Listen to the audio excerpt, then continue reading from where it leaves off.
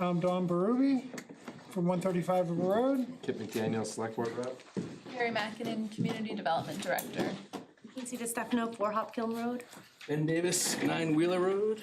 Jonathan Petrangelo, 5 Whittier Drive. Sandy Crystal, 1 Shoreview Drive. Dawn Ringo, land use assistant. All right, so we got. So Ben, you're gonna be voting, so we get an odd number.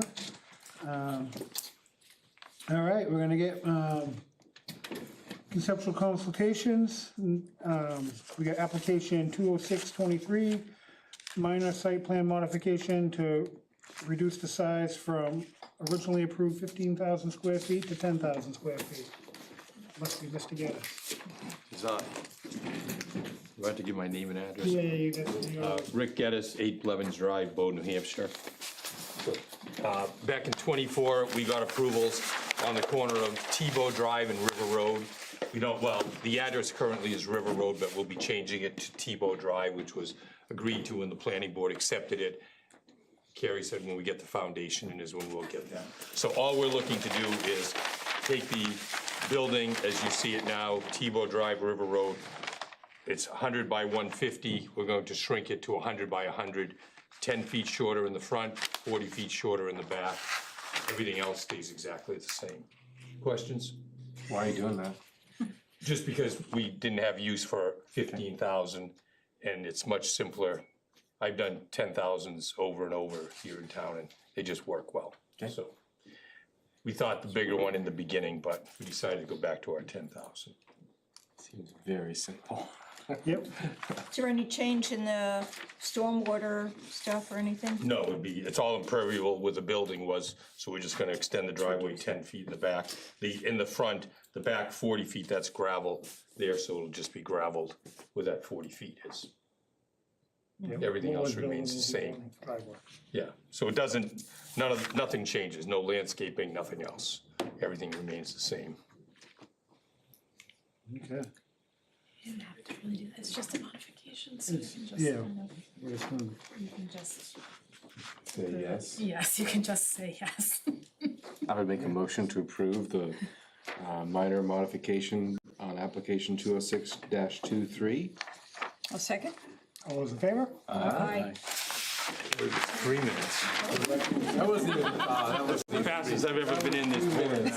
Give us credit. Don't say we don't do things quickly. Thanks, Rick.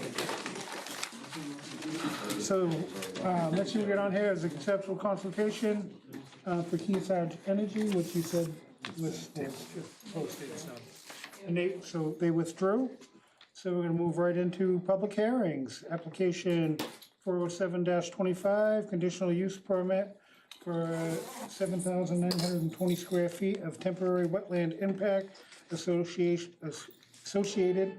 with the replacement of 3 utility structures along the D121 transmission line. Come on up.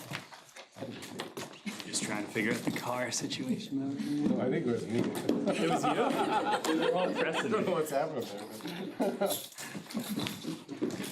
Hello. You're not sitting. All right, I'll sit next to you. So I'm Adam Schemas from Eversource Energy. I'm Connor Madison from GZA. And I was waiting to see where you were going to select. Brad Newell, manager of transmission project management and construction with Eversource.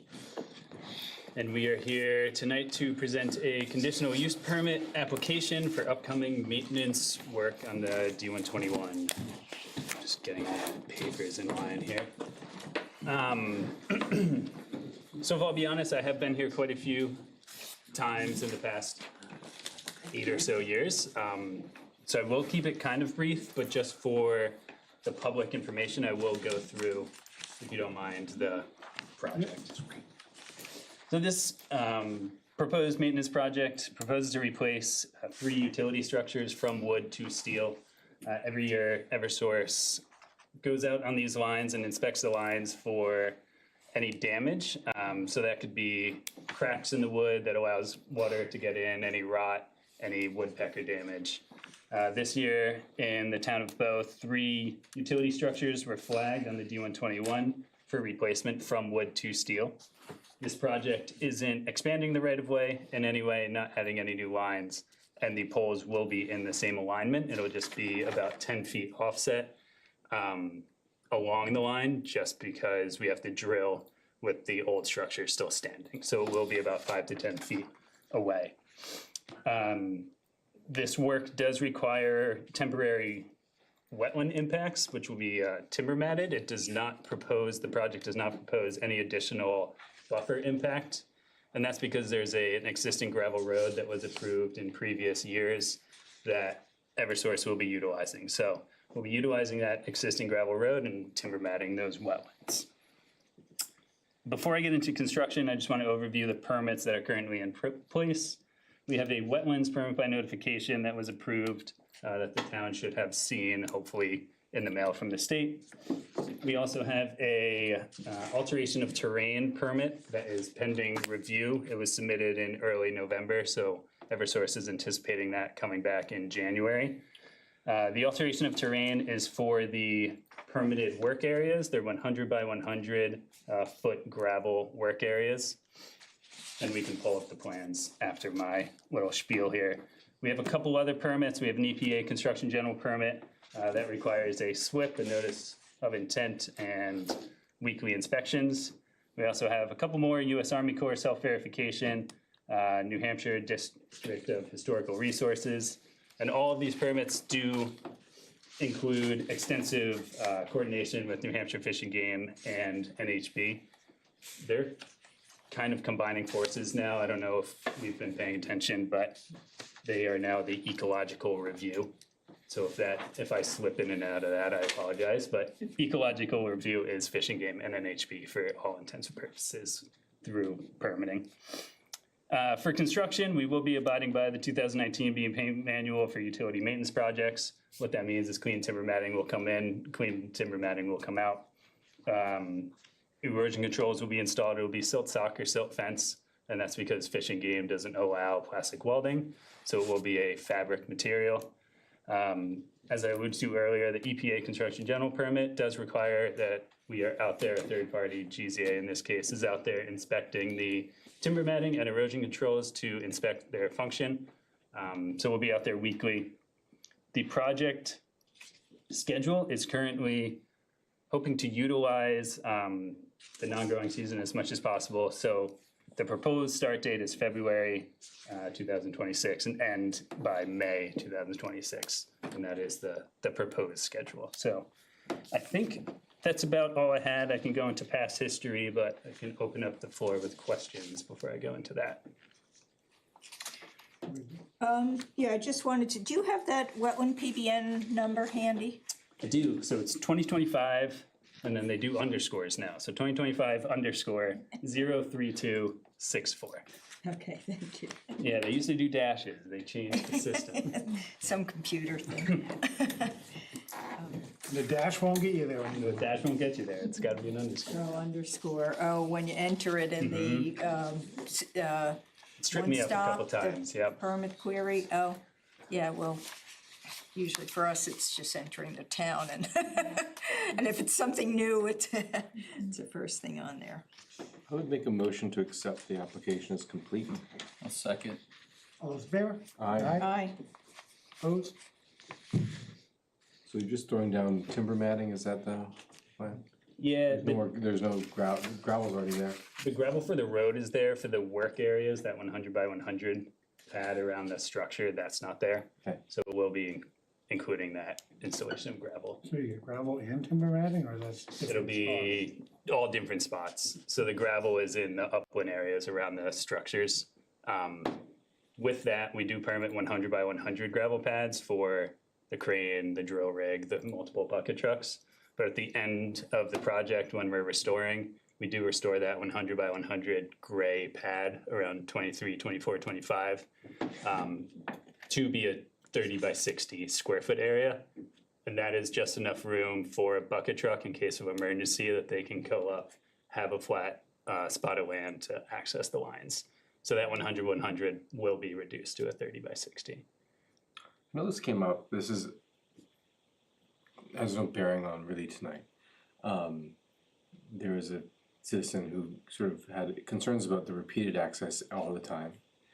Well, don't it's the think- Conservation Commission motion. Well, yeah, and then Tom brought up last time, and I don't think this is the forum to solve that problem. Is there any, like, move afoot within Eversource to take a perhaps more holistic view in the future? I get what you're doing. You're looking at what needs to be done now and everything. I get it. Is there any move afoot to maybe think about the restoration of these things and the sort of more strategically rather than tactically, which seems to be the approach right now? Yeah, I think there's an opportunity to maybe have a relationship building meeting between the town of Bow and Eversource. Right now, we're beholden to our asset management program, which we inspect these lines every other year. Yeah. We do the engineering review and they'll come out and say, these select number of structures along this corridor have failed, for X, Y, or Z reason that Connor listed, whether that's checking or woodpecker or rot. We're tremendously scrutinized by what we can actually add to our scopes of work in and by ISO New England. So by ISO New England, the Independent System Operator of New England, as well as the NESCO states, which the NESCO states is the organization of self-checking all of the New England states that fall under ISO, review and verify the cost prudency of adding and justifying our scopes of work. So it's very difficult for us to come to one town and say, we're gonna pick up all of these structures beyond that given wetland in a corridor like this where there's many lines, and not do that across our system. And, there's a lot of eyes on affordability these days, and we don't want to balloon our scopes more than necessary when there might still be useful life for the assets that remain there. They could serve for another many years. We have been back to this particular right-of-way many times. There's a lot of lines in this corridor.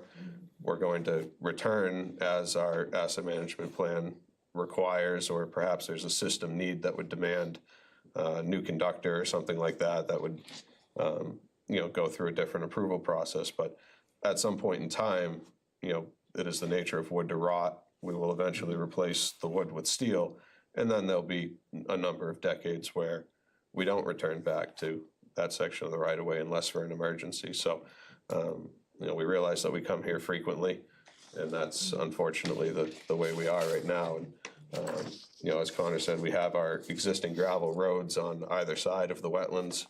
I believe the state prefers us to use previously disturbed areas. They don't want to see us, mat through this section of wetland this time and then go to a different section the next time. So, while visually different, and I know that was the main concern the other night, was that the vegetation was visually different. You could see where we'd been before. The wetland scientists with GZA or any of our other environmental consultants that we might utilize to permit a project, they assess the functions and values of the wetland, and they have not raised concern that the functions and values of the wetland have been diminished. So while the vegetation may show, you can obviously see that we picked some matting up there. If left undisturbed for a number of growing seasons, it would eventually balance out with the vegetation and the rest of the wetland. So, Yeah, I don't pretend to be an expert at all on I'm not either. all the different things, seems like all the there's stakeholders that you there's have to a- deal with, but Yeah. it's I guess when you move to steel, it'll get. Yeah, Because- we're stuck in the middle. We see your side where you say, hey, you come to us, every year with these projects, and, you redisturb and you redisturb. And we see and understand that, and then we go to the regulators and they say, do you really need to replace that structure? Why do you need to And replace that there's, one? I mean, there's not only the environmental costs, but every time you have to, restage your equipment and everything, I mean, there's some costs there. There are some costs there. So you're incurring additional costs. I mean, is it the price of one pole, two poles? I mean, I don't know what it is, but the fact is, there are extra costs every time you come in and have to go through that. I mean, permitting, you come here with Yeah. multiple people, I mean, just everything, and it would, I'm sure there's some cost savings here. I do also want to mention that while Kip brought up that it was, Donovan, the vote was 4-0 with me abstaining on the issue about the repetitive. No, I get that, it was just access, cause so- Tom was the one who's sitting right in front of me last time. You know, so I just wanna, you know, and it, you know, concerns everybody, but, I mean, it's only been in the last few years that they've started replacing with steel poles, right? Yeah, I mean, I joined the company 4 years ago. It's been since I've been around, certainly. I think it was probably a few years before that. Yeah, I've been around for about 8 years, and it was originally just like 1 and 2 structures here, and then the program really ramped up over those years to what you're And, seeing now. Like, in Bow, I mean, what? You know, we got it's 10, yeah, like what percentage is steel poles now compared to what's not? System-wide, I think we're probably around 3,500 wood poles out of 11,000 or so total. So system-wide, all the, You're all the more- state, you're more It's in a steel. minority. more steel than we are wood right now. So I imagine it, in coming years, it will be more cost-effective. Oh, especially We- as we replace- near that to finish replace line, the- we wanna grab everything up. Right. You know, We actually have an internal threshold where we look at the total number of structures on a line, and if it falls below, say, 10%, we'll do the rest of the line, so that we don't have to go back. But for this particular line, I was looking the other night, we're not anywhere near the 10%. I didn't write the numbers down the other night, of course, but we have a substantial percentage left on this line that's still wood. And it's 67 years old or something like that. and just speaking to like moving strategically about like areas where we have to incur, like year after year, those kind of impacts from access, like we are doing that when there's like a large wetland, then like cross, like in the grand scheme of things, this is not strategic to try to do everything here, given that we have, you know, I'm looking at, it's about 500 linear feet of wetland here. And I know that like, this is town land and this is the town of Bow, this is where you guys live. But across the system, we do look at this from a strategic standpoint of not having to cross these major wetlands again, just because of the costs incurred with the timber matting and things like that. So, I mean, it is happening. All right, yes, so I'm gonna open up this public. Anybody here has got any questions or comments? Not seeing any, I'll close the public hearing. I'll make a motion, this does not have a regional impact. Second. All in favor? Aye. Opposed? What's the? Waivers, so they are, in their narrative, their letter, you can see how they've responded to each of the criteria for the CUP criteria. And that's what we're evaluating. Consistent.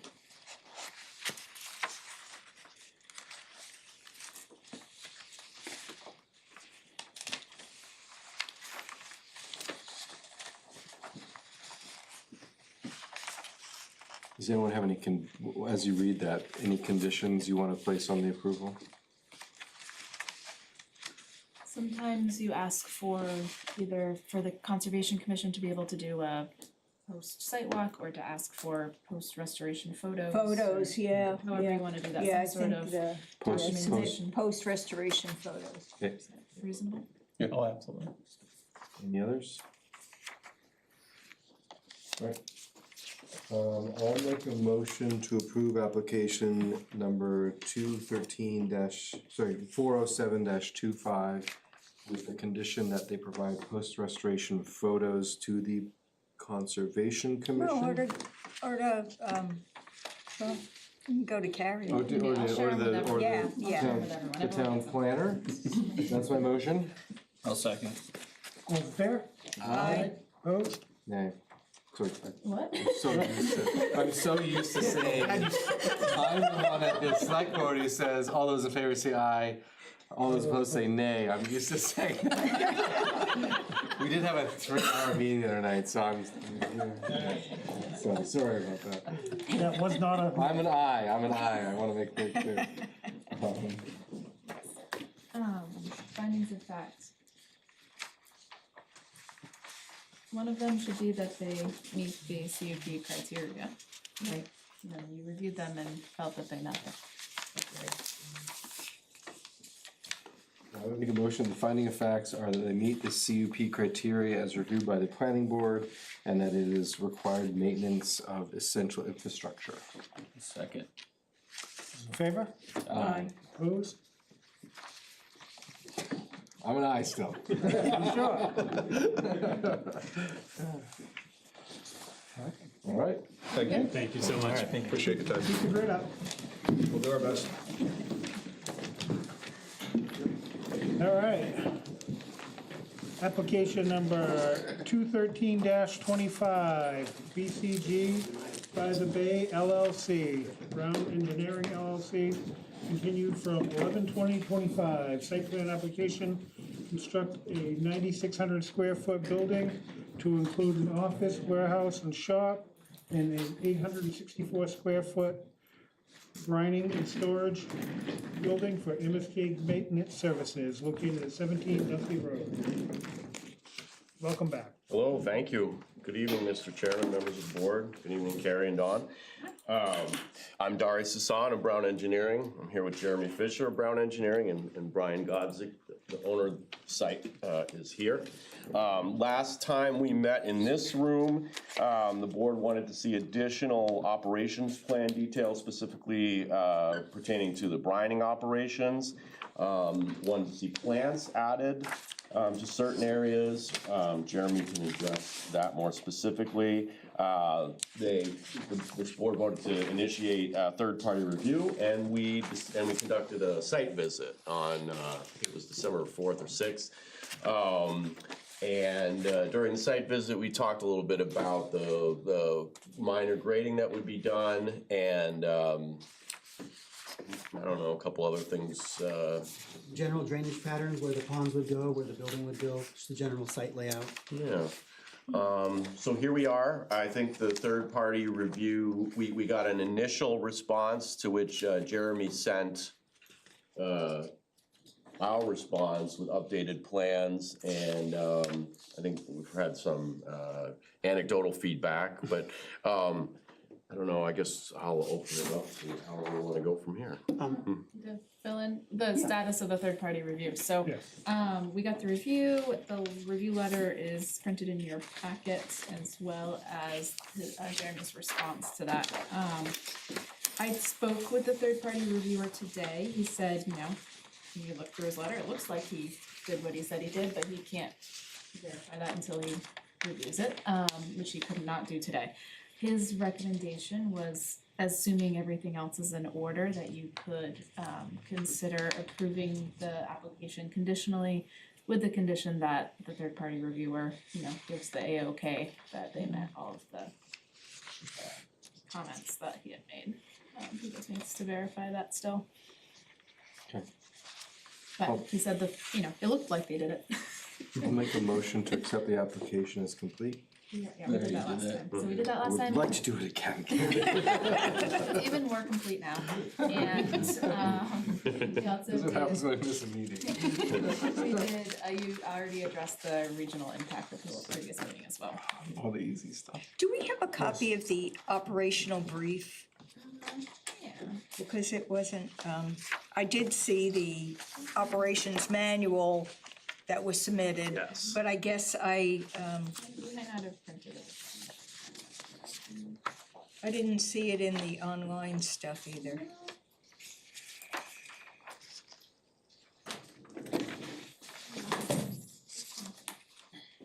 I do have it, just not in that room. I can grab it. I might have it. Oh, you might have it over there, yeah. I guess also some of it with, it still is unclear, so how does the brine get there? Because this talks about operating the, you know, brine master, so how does the salt or whatever get in there, or the water? And I think this was more about distributing it to like a truck. And using it that way, but beyond that, it wasn't really clear.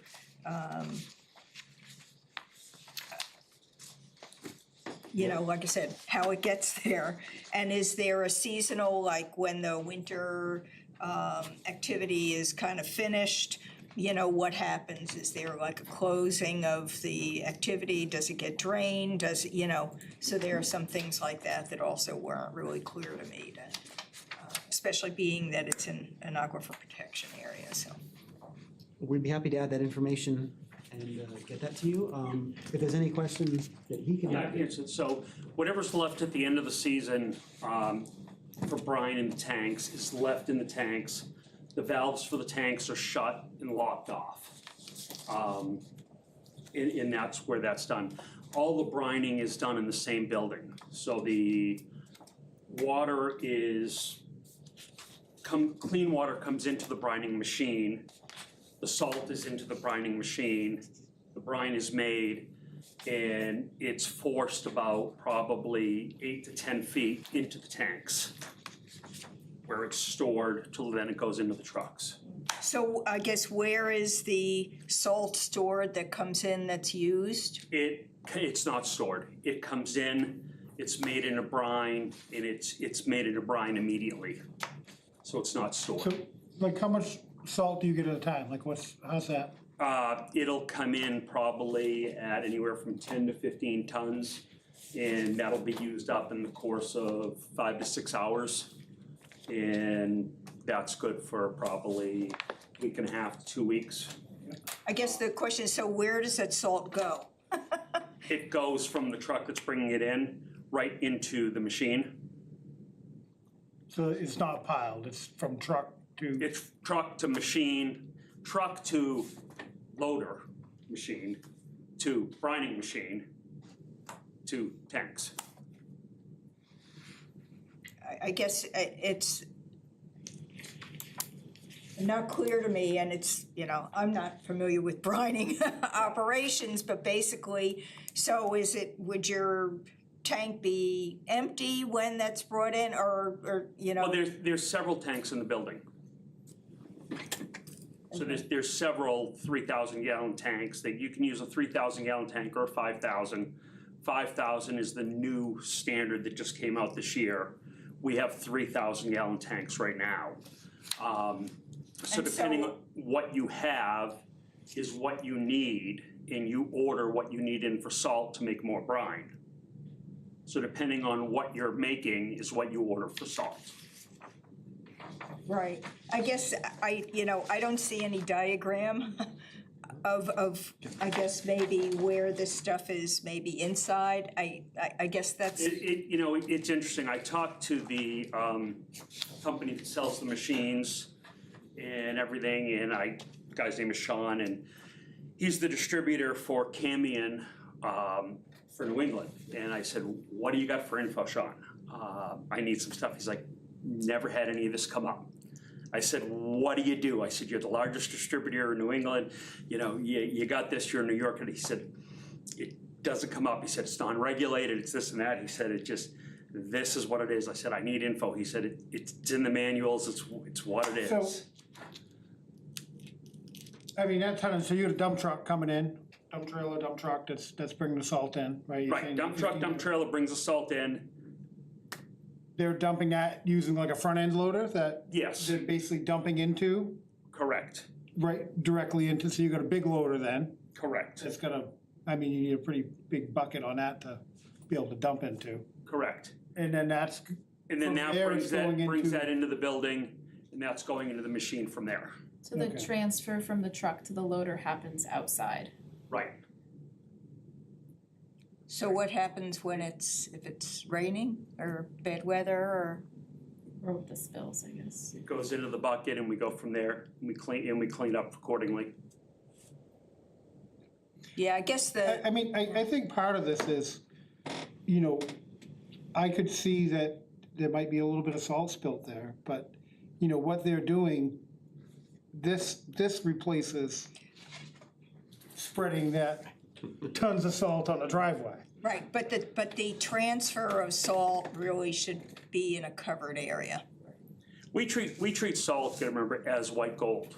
Yeah, I was gonna say, they have no incentive to get rid of At salt. 100 Oh, I'm not Salt is, thinking that right, you'd be salt is sloppy. very, very expensive to us, and obviously water dilutes it, and, you know, we do not let it sit You know, at my wholesale price right now of $131 a ton delivered, it does not touch water. You know, so it comes in and it gets moved over, and that's the purpose of brining. That's the purpose of brining, is to reduce our costs and get the product down, and also to be, you know, a better, you know, to the environment, you know, as to what we can do in. Right. I guess I would like that we get a more specific description of the activity in terms of the delivery of the salt and how it gets in there. It just isn't really clear to me, and I think it would be important, especially because we're in an aquifer protection area. It's just not any area. Yeah. If we're gonna do that, it would be nice tonight if we could move forward and approve everything else and hold off on the brining piece, but at least let everything else be going forward. So at least we're moving forward. You're currently doing this now, right? So you're doing this. I'm doing this on Robinson Road. Right. There So are no DES regulations on this whatsoever. yeah, I guess the question to Sandy's point, because I think it's more the concern about mitigation, that if there was an accident and there was spillage of the salt, like how do you how do you address that? I guess in your current operations, like how likely has that happened? Like It hasn't happened, and you know, and my wanting to put this in a building is that in the last 6 years, I've put up 2 of those temporary structures that go between 2 land and sea containers, and I've lost $12,000 in structures to snow that have taken them down, and I can't afford to keep doing that. So my option was, for the long haul, I'm gonna put up a building. And I'm gonna do this right, and I'm gonna do it right for me, and I'm gonna do it right for the town. You know, but in the long haul, if it's, you know, gonna take too much, it's not worth putting up a building. Yeah. Can you, I can't read the operational thing, whether it's me or something else.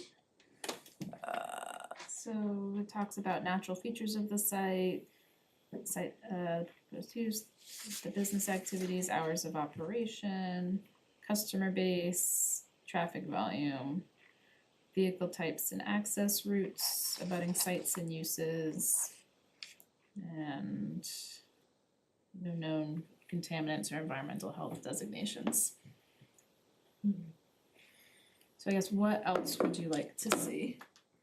Or is there something else you'd like? Well, I think just having a better idea for how this stuff comes into the facility, like a more detailed description. And if they had a spill, you haven't had a spill, that's great. Hopefully that won't ever happen. So if you spill, you're gonna shovel it up. You're gonna Right, pick it up. if there's not- a it's not oil, spill, there's it's gonna not be someone liquid. out there with a broom and a shovel. Right. And you know, and there's it's gonna be expensive. spillage outside of the loader bucket. It's gonna happen. And someone's gonna be out there with a broom and a shovel. Okay, well then that should be in some of this description. Yeah, it's the same as when every salt pile that is within this town, for every landscaper, every snowplow company, every asphalt paper, every general contractor that plows snow, that receives salt, there is a spill at every delivery. And there's someone out there with a broom and a shovel, shoveling it in undercover, because that's what you do. Well, that's, I think if, you know, Are you asking if that be a condition, or what's the? no, what's the- well, I think that we should get, I would not be looking to delay this oh, application. correct, further. yes, it would be a condition. Okay. So how? Okay, what is the may I ask? condition you're asking? Yes. Thank you, Mr. Chairman. How are we gonna determine that this is satisfied? Coming back, would it require coming back to a meeting, or No, would No. staff? I mean, I be would able to- not, I don't want that to Okay. happen, but No. Thank you. As so long what's as we're your- clear, what's- so I can say. what's your, what would your condition be? I'm just writing it down.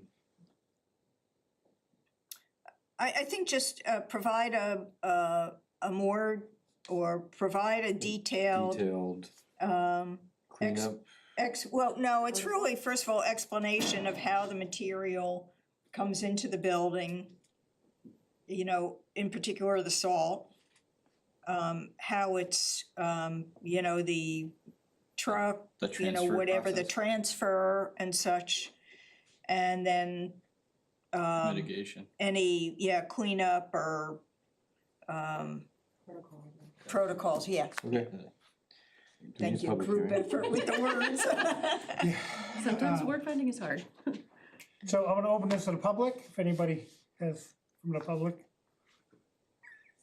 Not seeing any, I'm gonna close the public hearing.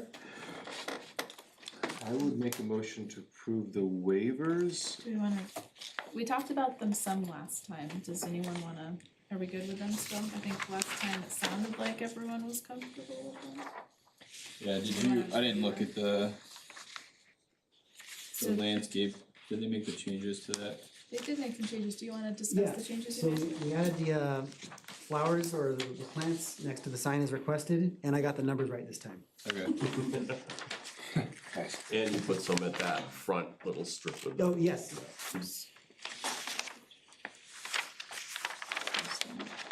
Yeah, because we don't have that, so that's why I was I asking. meant to, I guess it didn't get. These guys. That was the Nobody one that was has it. supposed to go on the back of it. See the plants from here.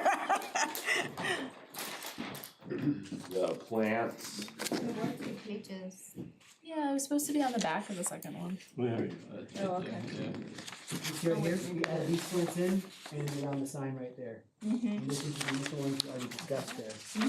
Okay.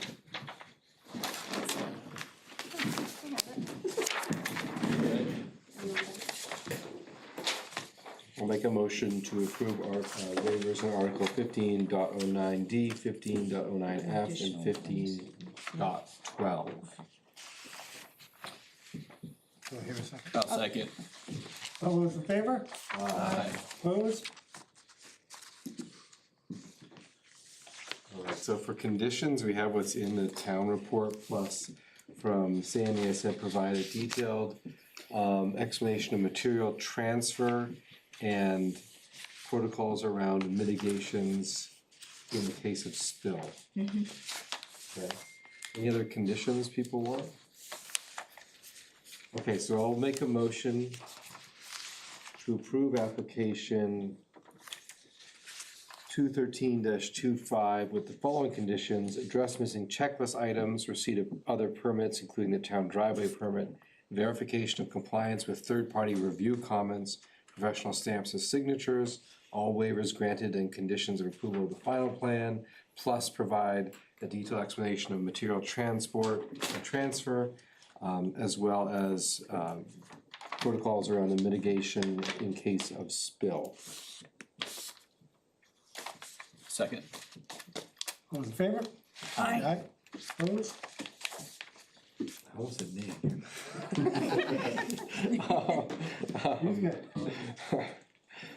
Oh, it's been a week. Findings of fact. Finding of facts, what would you suggest on that? The area is an industrial area. The site is suited for this type of use. Alright, I'll make, Anything else you wanna add? I think that they have complied with the requests of the planning board to, you know, adjust the landscaping and provide additional information as needed. I'll make a motion, the finding of facts are that the area is an appropriate use for the, appropriate area for the proposed use, and that they complied with, the planning board's recommendations around landscaping and other factors. Second. All in favor? Aye. All those opposed? Say nay. Now you're just baiting me on this one. Thank you very much. Thank you. Good night. Have a good night. Thank you. All right. Washington Canadian there? I don't know, my mother-in-law says it. She's the only one I know who says it. So, I think this one's here for some type of reason. What you up to tonight, Tim? Wanna wait? Is Jeff, yeah, is that's Jeff nice. coming? Yeah, he's just running a little late as usual. Okay, so we can, All right. He just wanted to have A fun thing at the planning board.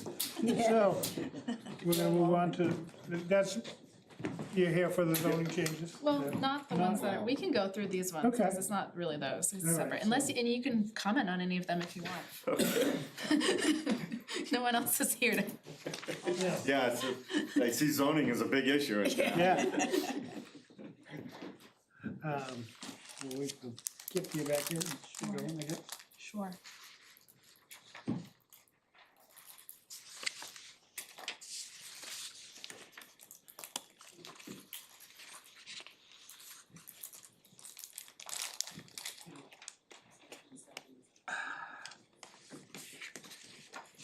I guess I'll just, oops, back. Here it is.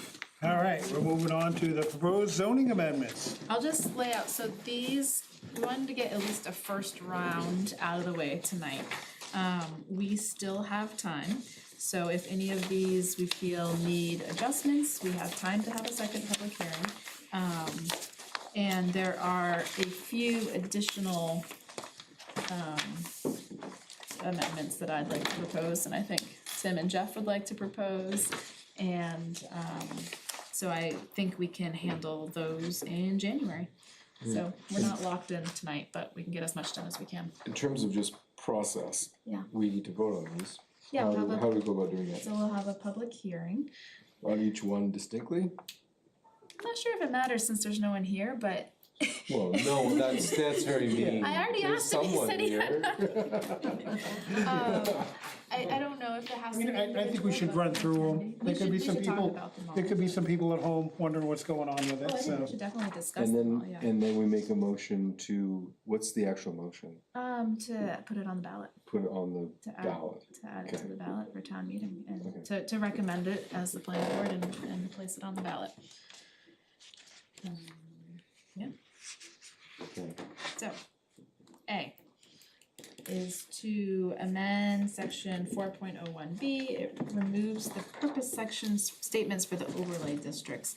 So in the very beginning of the ordinance in Article 4, it talks about all the different overlay districts, it gives all their purpose statements, and then 6 sections later, you get to the actual overlay districts. So Sandy and I thought it made more sense to put those purpose statements right with the sections where they are, so you actually see them.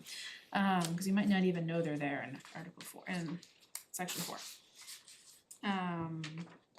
And so that's what A does, it moves them all out of 4.01B, and then it puts the wetland conservation district one in 10.01A, floodplain to 10.02A, and aquifer protection to 10.03A.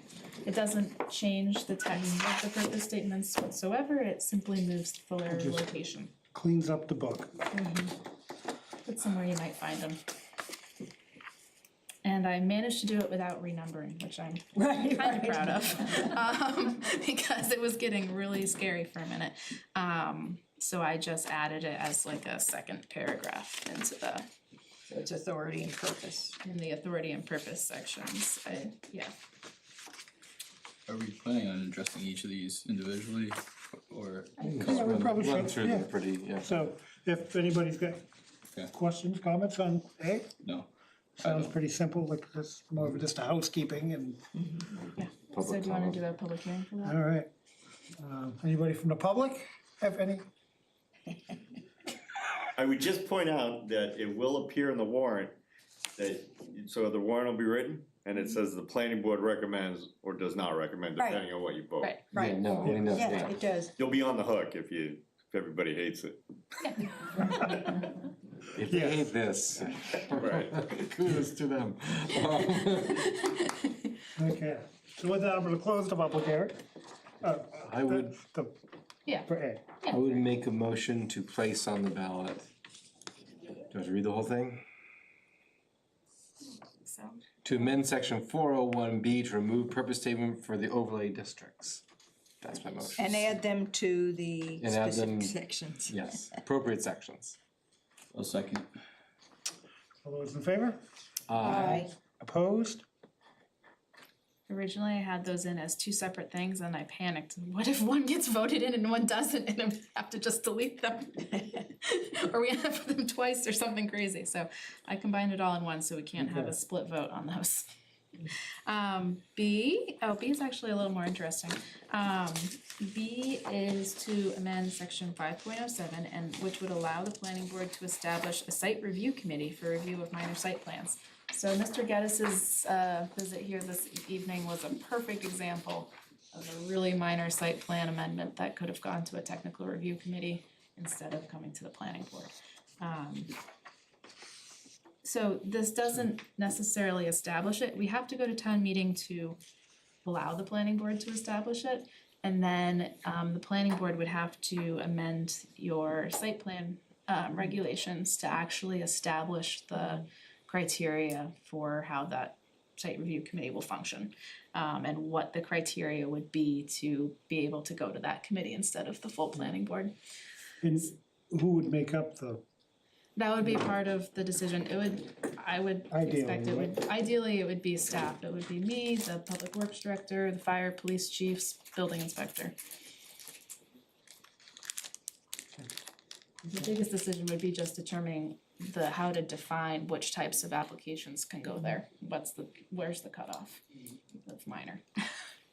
But it'll save some really simple things from taking up time at these meetings. And it could save some time for applicants trying to do something really simple, waiting a month and a half to come to the planning board. They would be more nimble in planning those. Yeah, my point with that is there's certain things we just don't want to slow them down on when it's so obvious it's going to pass. So And there's an appeal process where, 30 days or so. well, there would be an appeal process where a decision of that technical review committee could be appealed to the planning board. And I think even the review committee could say, this needs to go to the planning board, so. well, and that's what you'd want, like if it, Yeah. you know, I guess part of the question is, you know, drawing that line of the minor. Exactly. And, things so minor as the building reduction in size tonight was so minor, we didn't have to notify abutters, it wasn't a public hearing. But there could be medium minor things that still do need a public hearing, still do need notification of abutters. And that can all happen just for the technical review committee instead of to the planning board. Right. And yeah, so the language of it closely mirrors what is in the RSA that establishes it and was drafted by the town's attorney, so. This might be a record for tardiness, Jeff. Right on time, right? I won the bet. You guys didn't put the things up on the chalkboard. All right, so we'll open that to the public. If anybody's got any good questions or comments on that one, Tim? Sounds good to me. All right, I will close the public hearing on that one. Yeah, no, it makes sense, and obviously that would be something that this board could take back if it's not working. Yeah, this just allows you to be able to establish it, and then you have to figure out the details after. Make a motion. Oh, you got it. You go ahead. This one's easy. Do it. No, you do it. I'll make a motion to amend section 5.07 to allow the planning board to establish the site review committee for review of minor site plans. Second. Just to be clear, that was to add it to the ballot, not to actually. Add to the ballot, sorry. Second, all those in favor? Aye. Aye. Opposed? All right, moving on to C. Excellent. C is to amend section 5.11, which is the table of use regulations, which adds multifamily housing as a permitted use in the commercial district. And we talked about this before. This is in response to RSA change that requires that. So one of my where the RSA, is it where it says, commercial district? And we have, commercial district, now we have industrial, we have, there's multiple pieces. Right. Was that, I'm just curious, when people want to do this in the I2 zone and, but the state says we can, and, whether it's the commercial district or a commercial district. I mean, a lot of people consider, Right. well, industrial a commercial district. Commercial, no, it does distinguish the two, and talks about specifically commercial, not commercial and industrial. And then related to this, it shows up as letter F because it comes later, but I'll just talk about it now because they are very closely connected. 7.28 is basically the asterisk that comes after that. In the table of use you'll see that a lot of them have supplementary regulations in that right-hand column. So if you go to section 7.28, that's a new section that adds a little bit more detail that says that references the RSA. And the key part is provided that adequate infrastructure, including roads, water, and sewage systems, is available to support the development. And that the planning board would make the determination as to whether the adequate infrastructure is available. And then we also added the part that all available ground floor space must be dedicated to retail or similar uses. Okay. So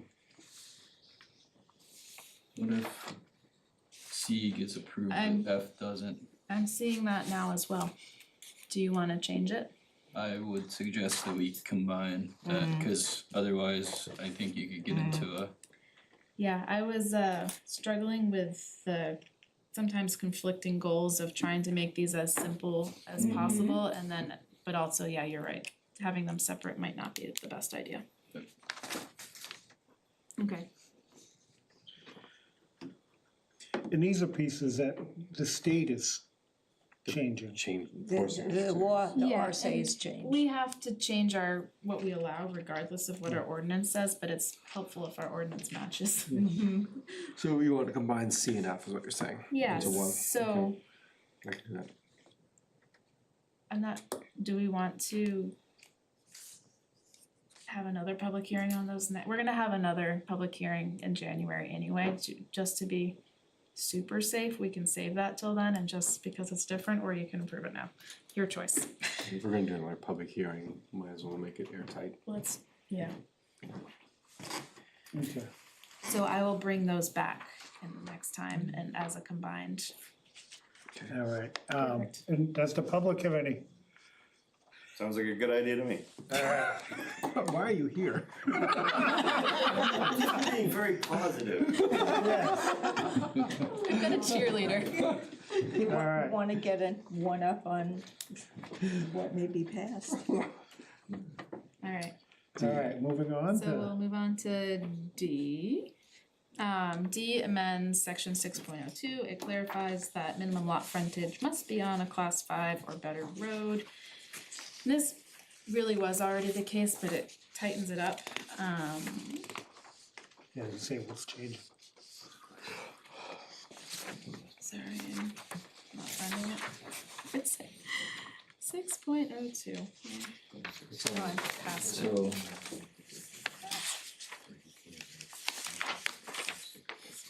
Two.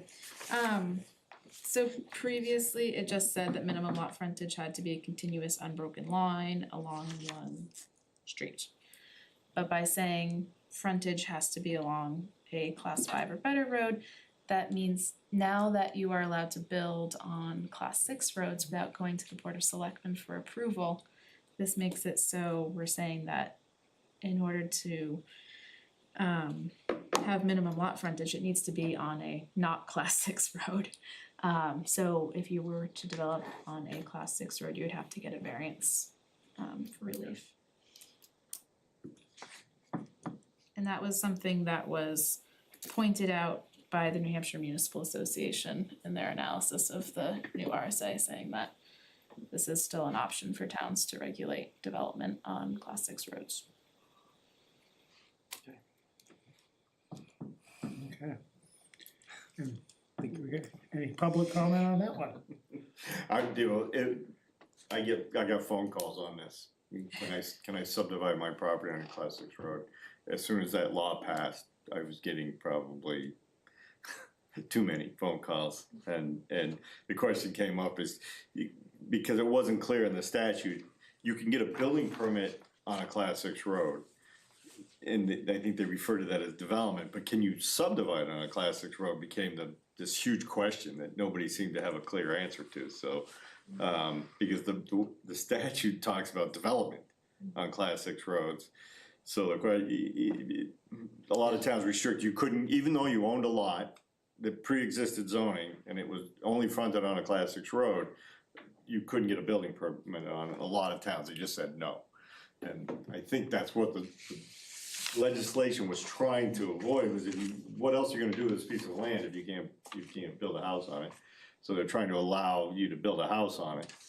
But they use the word development, which then everybody says, oh, good, now I can subdivide the property on a class X road and build 7 houses on it, and that was a huge question, so this is great that you're clarifying it.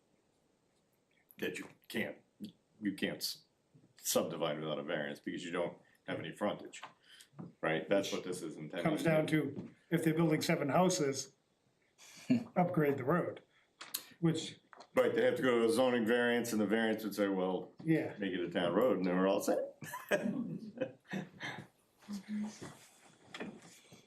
Did anybody pull a building permit in the town of Bow and get a building permit on a class 6 road? Yes, A few. there's a couple. And so they have a permit to build, but they're not subdividing.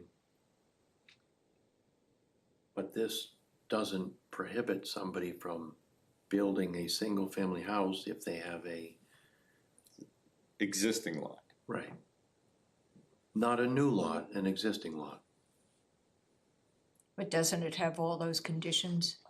Yeah, you have to be able to prove that it's insurable, and you have to sign record a waiver, and, I guess the only reason I asked the well, no, question, cause it does, does well, it have enough bite to make sure that you don't want a new home built on an existing class 6 road?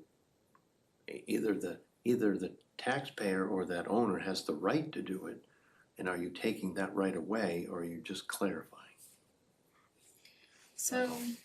It says, Article 11, the non-conforming lots and uses is the bane of my existence, but it says, except as provided in Article 11, no structures shall be constructed and no use shall be established on a lot having less frontage than a minimum dimension.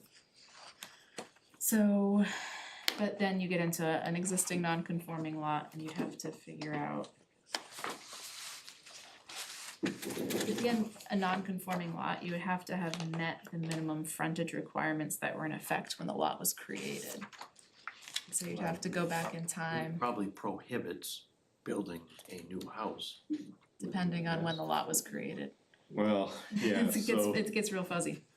yeah, I mean, most of the class 6 roads, the lots that exist didn't get created later. They were on the road was a class 5, it got reduced to class 6. The lot was there, when it was created was before, when that was a class 5 road.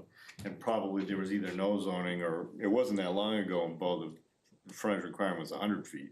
So, you could probably figure it out pretty easy. So it doesn't seem to me like it's gonna preclude people from building a house on a class 6 road where the lot exists today. Existing. It's an existing lot today, you're probably gonna be able to prove it met the frontage when it was created, unless it's only got 20 feet or something, But then, so there's another section here on use of a non-conforming lot, so for substandard lot frontage.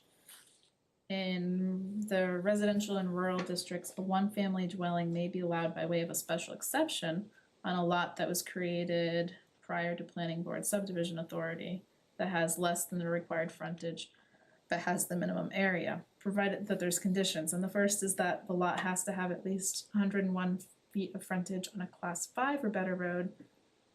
So that would eliminate it.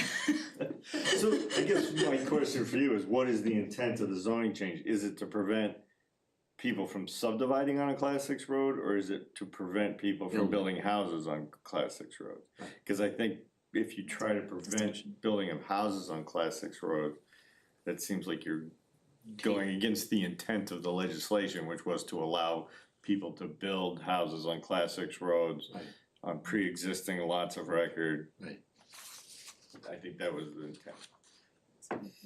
So what is this change in the zoning ordinance intended to do?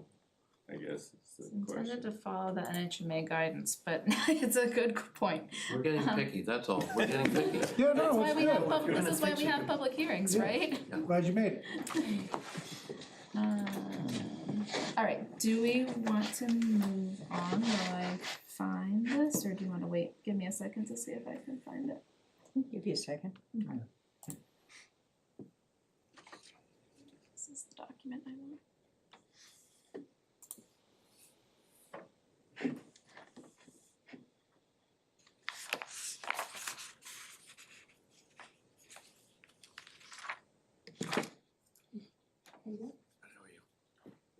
Our boys.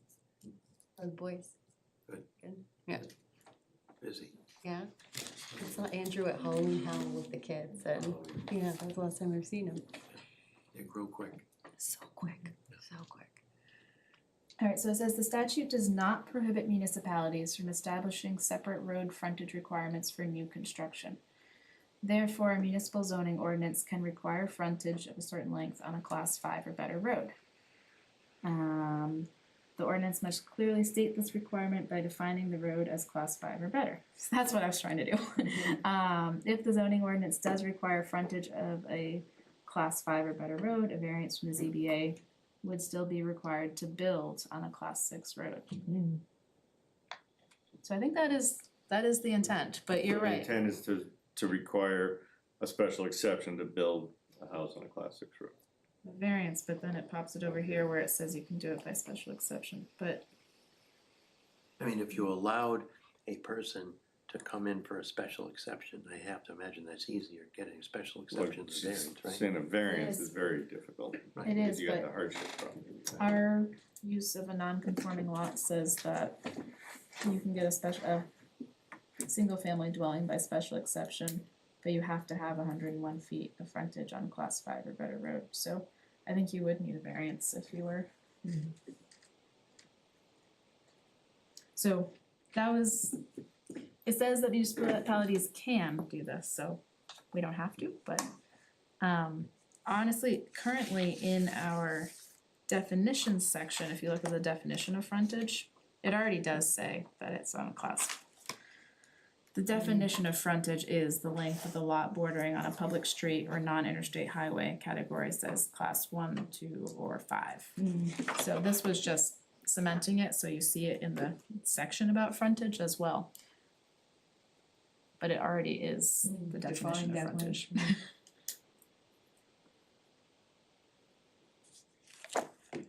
Okay. So, do you know how many lots there are that are vacant lots on a class, that have class 6 road frontage in town? Yeah, that'd be interesting to look at though. That's a good question. Sometimes I wonder, when we talk about stuff, Right. how many things are we really talking about? You're right. There's 6. Putting these words in this, You have you know, frontage on the other side though, like if you subdivide Yeah, it. it'd be curious, and it always comes up too, is if there's already a house on the class 6 road, and somebody's building one that's actually closer to the road. Right. I mean, at Doesn't that matter. point, why not? The road's already being maintained to a level where somebody's able to get to it, but I think the legislature intended, that's what the intention was. So for years, you could get a building permit on a class 6 road, pretty much every town allowed you to do it, you just had to sign that waiver that, and record it, that said you exempt the town from any obligation to provide emergency services. Right. And then town just decided that they didn't wanna do that anymore and started to write rules to prevent people from being able to build on these roads. And not every town did it, some towns still allow building on class 6 roads, but not very many, most of them have adopted rules to prevent it. By adding sections in like this. The legislature, who is trying to create more housing in New Hampshire to try to get affordability, decided that we should go back to allowing, that was their intent. Building. It worked for years, why can't we do it still? I mean, that is the whole intent, is for more housing. Right, so my guess is, this sounds very similar to the ADU thing, the legislature had an intent, then the municipal association said, well, you can get around it if you do this, and then all of a sudden the legislature's tweaking the legislation to undo the little get around.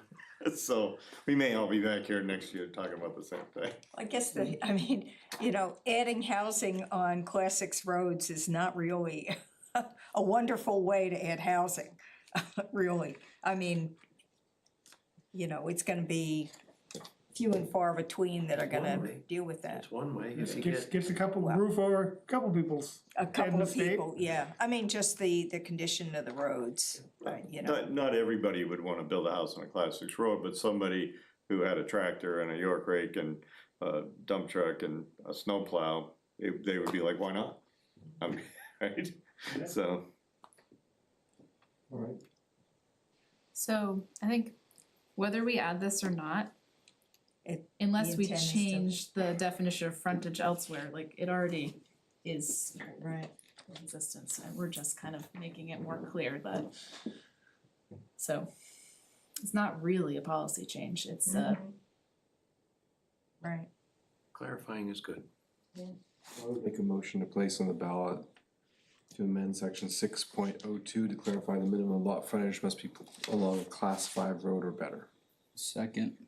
All in favor? Aye. Opposed?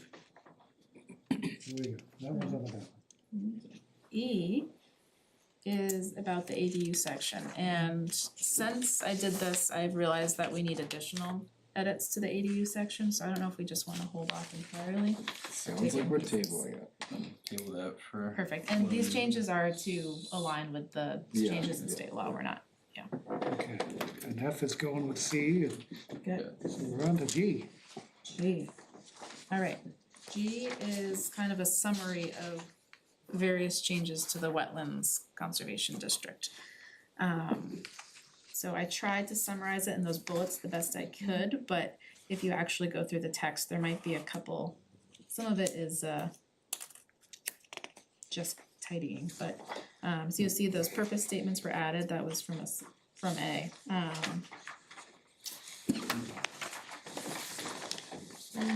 We removed the ability for an applicant to hire their own wetland scientist to make a determination.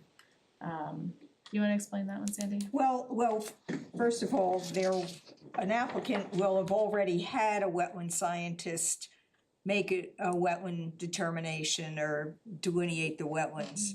And the idea is if there's a conflict or there's some concern about the delineation, we really should have an independent wetland scientist doing that and have the planning board select a wetland scientist and not the applicant.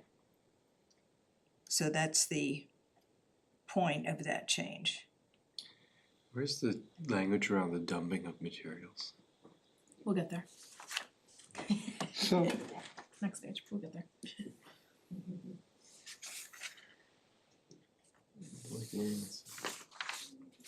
I mean, isn't that basically doing a peer review on, It's a peer review, but we're saying that the peer review needs to be done by an independent wetland scientist that the planning board chooses, not a peer review by the applicants, a second scientist there.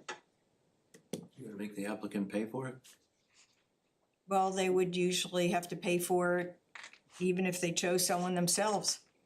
yeah, but then you can, shop price a little bit, you have a little bit, you got a little bit more control than when Town picks. the town says, you need to hire this guy, and this guy says, here's my price. Well, That's and I mean, we're talking about professionals, licensed, wetland scientists in the state are licensed well, professionals. excuse me. Right? I mean, that's a question. We do peer reviews for all our engineering. There is no reason why at times a peer review of a wetland delineation needs to occur. There's no magic, there's nothing that says engineering is better, just everybody thinks that, there's all these special numbers and that's it, but the fact is that it's the same thing. You have somebody else who's licensed reviewing somebody else's who's licensed results, and it doesn't come up very often. So Sandy, just so I'm clear, you're saying that basically the wetlands analysis should be the same as any other analysis where we require a third party and not just relying on the professionals like the professionalism of the person the applicant hires. Well, this I mean, basically, it's where you have basically where you have a question about a delineation. You have a peer review by another wetland scientist. Would a compromise be allowing the planning board to make that determination, because it might not happen all the time? Well, that's, I mean, that, it says, if a boundary of the wetland conservation district is disputed by either the planning board or an applicant, the exact location of the boundary shall be determined by the planning board in consultation with the Conservation Commission. So it's Okay. not required all the time? What's that? It's not required all the time? No. This is And only if there's a dispute, yeah. Right, and I think it's only happened once in my mind, and it still was, in fact, the applicant had hired somebody and then they didn't really complete the documentation completely, and So currently it says that if there's a dispute, the planning board at the applicant's expense may engage a certified wetland scientist to make the determination. And then it says later, in the alternative, the applicant can hire a scientist, so just, we do a third-party engineering review. The planning board retains an engineer at the applicant's expense, we don't say, or you can just hire your own engineer. hire a second engineer to They've check already the done, first right? engineer. So that's the only reason. And it doesn't happen very often. But it shouldn't be that the applicant can retain the person, that's not in peer review. Under C prime wetlands, this is just a language change, it says including the following wetlands, but these are the prime wetlands listed below. Right. Under D. I've done this for a while, I've always struggled with the part where it says the minimum wetland buffer shall consist of undisturbed land, because some areas that are within a buffer have already been disturbed.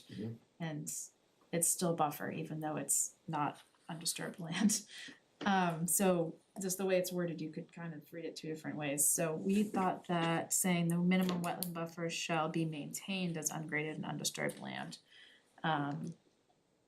helped clarify that some. We tossed around a lot of different wording, but and then we added, previously we had talked about adding a line to the table of uses for the wetland district, saying that you can't dump yard waste and leaves in the buffer or the wetlands, and that felt kind of harsh and in your face, cause it's right in the chart and it. So It's not really a land use. Right, so instead we just wrote in this section about the buffer that there should be no dumping of materials such as grass clippings in the wetland buffer. And we specifically focused on grass clippings because that's one of the more problematic yard waste items, as opposed to blowing leaves, because that's not really that harmful. What about cutting grass? What about cutting grass? What? Oh, cutting grass in the buffer. Well, it's supposed to be. I think if it's already lawn is one thing, but like expanding your lawn and creating more lawn would not be acceptable. I mean, technically, it should be left as undisturbed and. But there will be cases that the lawn predated the buffer. Right, yeah. But your yard shouldn't extend into the buffer, you shouldn't keep making your yard bigger. Yeah, see, into that's the one of buffer the, and that's mowing one of the more. issues too, is people mowing to. Well, And maintaining, yeah. this is a personal example, I have Yeah. a driveway that goes through a wetland buffer that Yeah. I was required to put grass on because it was on a slope. Am I Mhm. not allowed to mow that part of the lawn? No, mowing is, Cause mowing is dumping clippings. Oh, well, if, I think it's more the, spreading. I think it's more the wholesale dumping. It's a pile. The pile, like if you collect it, versus if you mow and you just leave the stuff to remain in place. People who mow every week and dump it into a big heap that No, grows I every know what you're season. trying to do. I don't think we've You don't think it's effectively clear? done it, and I'll Okay. probably vote against this. Okay, Do you think we should eliminate entirely, or do you think there's a better way to phrase it? I would hope there's a better way to phrase it if you're trying to do it. But I agree with Kip. I was gonna make the suggestion before we started down this path. I know we were trying to combine stuff. This is one within 10.01. I would suggest that we separate. Because that first bullet is vastly different than Yeah. the second bullet. And I think you're gonna get a Oh, lot of oh, yes, reservation with the yes. second bullet. Right, That's right, gonna right. cause everyone to vote down the whole Right, amendment to the adjustment, right, so. right, We can right, separate them, or we can try to make it better too. right.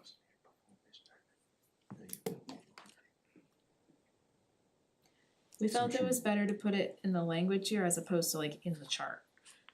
I don't disagree, but I tend to agree with what Kip's saying, that I think the way that it's worded right now, I just think there needs to be more work on that, but I would suggest that we separate 10.01, Right,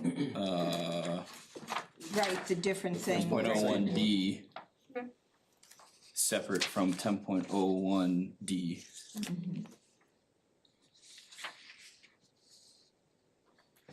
so we just wanna table the whole thing and come back and. I'm good with separating, but do we wanna come up with better language too and not?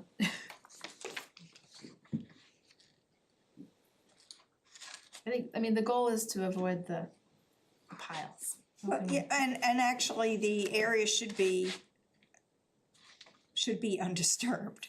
I mean, that's and actually, we had talked also about it, maybe saying vegetated, just to make sure I mean, obviously, if it remains undisturbed, it will be vegetated, but. I mean, saying it's undisturbed, like Kip's a great example. We tell them to put grass in here and now you. Could you call Well, that's fine. no bulk dumping? Or like the establishment of a pile, of a yard waste pile. Someone could take a big pile and just. No, but then, think about it. If I'm trying to get around the regulation, then I just don't make a pile.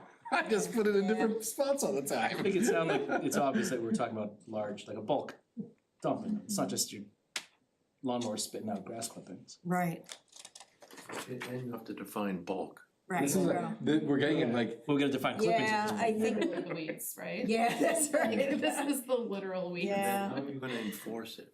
this is always Well, my the- issue, Right. that if we make these rules that are completely unenforceable, it's kind of just. Well, as with a lot of things, if it comes to your attention and you see it, you have something written to support the fact that you shouldn't be dumping in a buffer. If you don't have it specifically in the ordinance, then, when somebody says, well, where does it say I can't do that? You kind of go, well, it sort of describes it here. So that's the point of some of this. And because there's people who want to do it the right way and they'll ask me. And I was like, well, it doesn't really say. This is a larger issue, Yes. but us being fairly onerous on wetlands is starting to create a backlash in town that we are at risk of having, not this year, because the time has passed, we're at risk of having citizens petitions. And if a petition gets on that warrant, it's likely to pass. You see how people do, they rubber stamp it, of getting rid of all wetland buffers. Not. And so we are, You're 100% right. we are at risk, if we are too onerous on wetlands, all it takes is 25 signatures. Well, it's the buffer, yeah. You know what I'm saying, the Yeah. buffer. Yeah, That's but my the po- thing is that if the planning board doesn't support something and our name is on there that we don't support it, that generally has carried Well- a lot of weight with people. You're, This is a political problem, but I am aware of movement. No, I understand, That would erase so much of the stuff via a town vote saying, we're sick of your buffers. yeah, well, I don't think it's that widespread. I think people like not seeing their neighbors and having trees, and some of that is also because they're wetlands that the vegetation remains, so. I mean, if we don't have anything better for this, we can take it out and there's a lot of figure out. people that don't like being told what they can and can't do. Yeah, with well, their land. that's always, that's always happened, and that's not gonna go away. No, it's not gonna go away, and to Kip's My point point, is, if we, as you put things in here, you know, Yeah. that, you know, Yeah. I mean, even the first thing, which I understand, and you really gotta read, you know, on hiring a wetland scientist, it is just in a dispute case, you know, that, but people say, I can't hire my own wetland scientist, I can't, you know, what do they do, you know, people, and I'm not saying it's right, but if someone Yeah. gets online and says, those Yeah, I planning know all board of, folks. I know all about what was Yeah, I know you posted do. recently. But like, they say, those wetland folks aren't even letting us blow leaves into a wetland buffer. That's gonna get you 25 signatures. And so this is a much broader problem that we're dealing Yeah, with. but yeah, no, I am agree. increasingly concerned about that. Yeah, well, I think it may be too difficult to, So should we table you this know, one? find a way to do, I think we need to do more of an educational effort. I think a bunch of years ago, I was trying to do a wetland brochure, but there were it's so hard for things that existed before and after certain regulations but, yeah, you know. Do we have a problem with people dumping grass clippings? Well, I mean, people will call her and call Carrie and Well, I know ask. They'll ask whether it's significant okay or one, not? but- Yes, But sometimes people will ask, you know, what kind of, is this okay? And I was like, well, it's kind of hard to say. Does it alter the natural drainage system resulting in the flow of water, changing the flow of water? Pile's big enough, it might. yeah. Like, I don't know. It also prevents vegetation from growing, that's. Smoldering, That's and then it's the, you know, So it's not the, advisable. the nutrients from the grass You don't clippings in advise, a concentrated spot just isn't great. Yeah. So what would you like to do on this? Tell people I don't wanna everybody just has table to it, I wanna mulch. have a plan, like table it and bring it back to the next meeting, or table it and be done with it. I'd say, Cross out this let's section, talk whatever you- about other ways to approach it.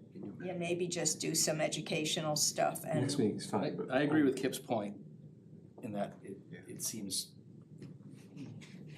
a lot of a smaller issue than it needs to be Right. made. If it's not an issue that we're currently dealing with, maybe we just kind of. We're dealing with it in Ignore one, it. really in one But instance. if I was a voter and I went down and read these bullets and I hadn't, you know, researched anything, that first one's gonna strike me. It's like I'm telling people they can't choose their own thing. I'm, you know, I might potentially vote no if I have no idea what it's about. But I agree with. Every zoning ordinance passes with Right, eighty but when percent you- of the vote. but knowing- Because there's 20% of the population will vote against anything. That's what's happening there. Having been part of this process now, I realize it's such just verbiage and changing what line goes where, that it's always means nothing. And I wish more people would come and learn, or call me, or But when you read Read it it, ahead of time. read it. I wish people would when you're in the voting booth participate reading more. it saying, that doesn't sound right. Right, I know, and I guess they used to have the community development director at the election at the little table, so people Yes. could come and ask questions Yes. about zoning amendments, but not anymore. You can do it if You don't do that? I've been told I'm not allowed to. Yeah, well, they've taken a stand lot of the outside. tables away from there. They took away all the tables, but, I mean, back But to if anyone that, wants back to to learn, that come first find me. bullet, the first bullet, I mean, it's counterintuitive to the way that the language is already written. We're already requiring that in the statement above. We're basically saying, but as an alternate, you can, to your point, I think if that could be explained, I get the context, like if it goes on the ballot, it's gonna look, the context is gonna look different than actually what we're having a discussion on. So specifically, what do you? I just don't know if there's a If way, you could add that we're removing just the alternate method of this and not, it wasn't your first option anyways. Oh, I'm back to bullet one. oh, Back to bullet okay. one. Cause to Ben's point, like if you're sitting in a ballot booth and you're reading this, you're saying Right. to yourself, really? Without having any context that there was already a stipulation in that stating that the planning board was requiring a wetland scientist if there is a issue with delineation. Right.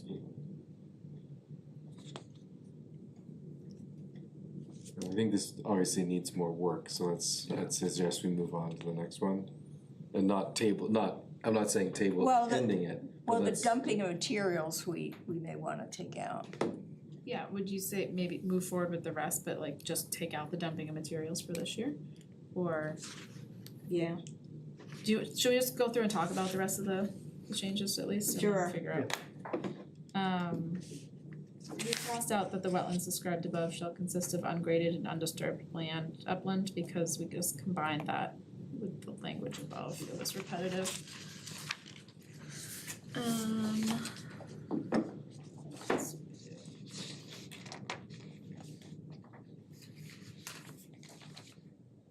These ones are language things, so on to the next page where it says number 3 is we added, oops, sorry, I missed F. F was, but we added that's shoreland, right, that we added the. well, we reference said, for? yeah, we added shoreline and we said including those. So, because it had said for the proposed activity in accordance with, and we just defined 2 things, but if there are more, it wasn't included. It was like you wouldn't have to meet those, so that's where we said including those in accordance with, and then that ENVWQ is 1400 is a shoreland protection, the state rules for shoreland protection. And then under number 3, we added the language that says as mitigation measures to offset the adverse impacts to wetland resources. That was like a sentence Which is at the that was bottom of the much- page, Yeah, it and we just- sort of moved that It was up. talking about what was up here, so we just kind of stuck that language in there, so it's all We together. moved instead it of to where it made 2 more places. sense.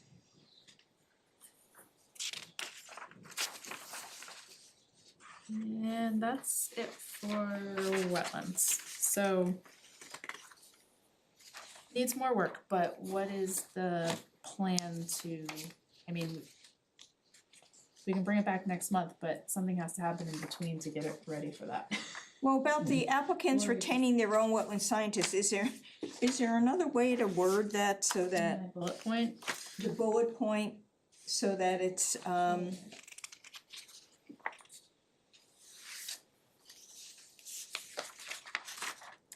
I know we're specific with saying to remove the line, but, I know, it's like I go back and forth between being too specific or too general, it's well, hard to find the well, middle. it's sort of, you know, instead of saying, you know, it's the planning board's responsibility to retain an independent wetland scientist. I know that's, you know, that's not how it's written specifically if you're kind of talking about it in an editing type of mode.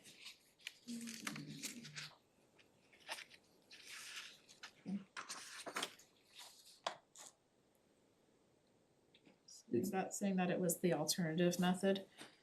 By alternative, was it just in the absence of the planning board's reviewer or? Having, In the absence of the planning board doing their part, choosing something, the this alternative is, is that they can do it. right, But the planning board always had the supersedes authority that. to do that. So we're yeah. removing, How about if you say something that the planning board has the right, at their option, to hire somebody to check something at the taxpayer's expense? Well, we wouldn't be saying at the taxpayer's expense, we. Well, it does say. It does say at At their the expense, applicant's- at the it's already in applicant's there. expense. It Oh, says the planning board at the applicant's expense. Right, at the applicant's expense. May engage a certified wetland scientist to determine the precise location of the boundary using the, and blah, blah, blah. I mean, that's why I'm saying, like, I'm not sure why we would even give the alternative, cause to Carrie's point, we don't give an alternative when we're doing a third-party study Yes, yeah. of using our engineer for. Should we just say something like to remove The an alternative method. alternative option for resolving a boundary dispute or something? You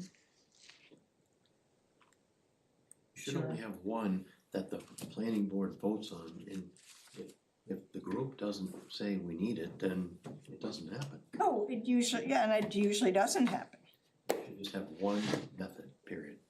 yeah, just remove the alternative method Well, that's the for part at the end of the, determining what. in the dispute.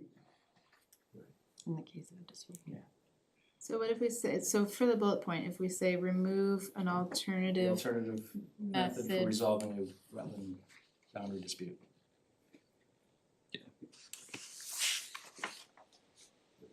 definitely clarifying.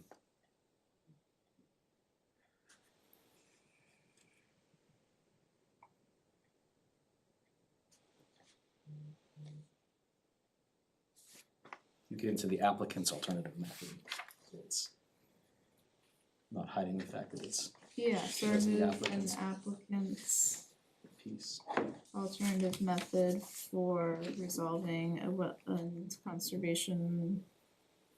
What's it worded here? I mean, I can't think of a situation where we've ever got into where we've ever given an alternative option anyways, like. Yeah, why we would did. Yeah, why we did. We did, yeah.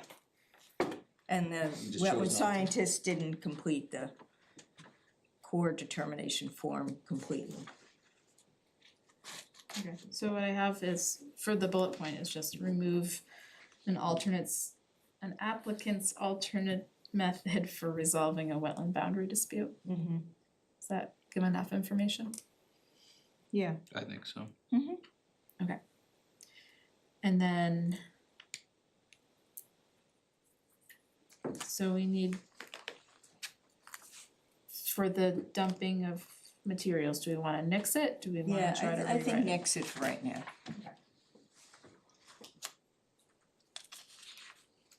The balance of the changes I think are fine. Do we already specify things like yard waste? Like grass clipping seems just nitpicky. If we just said specify Well, yard waste. because the issue with the leaves. We tried to Yeah. make it Oh, less leaves, about yeah. blowing leaves. Right. We tried to be more permissive by saying Grass grass clippings, clippings instead. And, you know, the grass, it's the fertilized grass clippings. Right. Right, That's but the issue. when you, Especially when you problematic. dump it in an area, it doesn't fertilize, it really, No, I get what you're trying to do, is that fertilized lawn, you know, when you collect those clippings and dump them, now you have this concentrate of the whatever the chemicals are that are in there. right, that too. You know, Could it say fertilized grass clippings? I don't fertilize my lawn, I'll just, you don't have a very nice lawn, and no, I don't. Just put lime on ours, that's it. I don't bag my clippings, and Right, it's right, yeah, fertilized, that's- it's mulch. Yeah, yeah. Alright, so I will bring that back next time with those changes. H is 10.03. We just updated the current edition of the New Hampshire Stormwater Manual, so if anyone has any comments about that, keep them to yourself. Sorry. On the, Carrie doesn't there. It's a public hearing, so It is a public hearing, yeah, Let it so all if out. anybody's got comments on the, 10.03 to update the current edition of the New Hampshire Stormwater Manual. Not seeing any comments. Did we have a public hearing on the wetland? Well, we're not gonna actually, well, We're we're kind not of gonna tabling vote it. on it anyway. Oh, okay. We got input on it. Right, okay. Perfect. Carrie, wait, I just oh, have yeah. a question Please. on temp. Are you seeing the purpose statements that got added back in? Is that- Well, yeah, but 10.02, you used to have 10.02A listed there, but there's a change to 10.02B too, right? Possibly. I just wanna make sure that we're capturing that.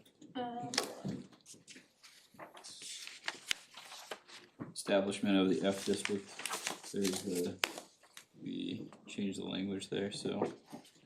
That might be the case for other ones too.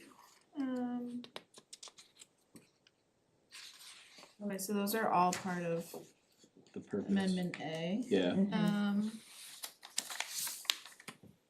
do we address that as? You can see it's just the reference to where the Right, purpose statements it were. I get referred that. Yeah, but we how can we list that without making it too cumbersome?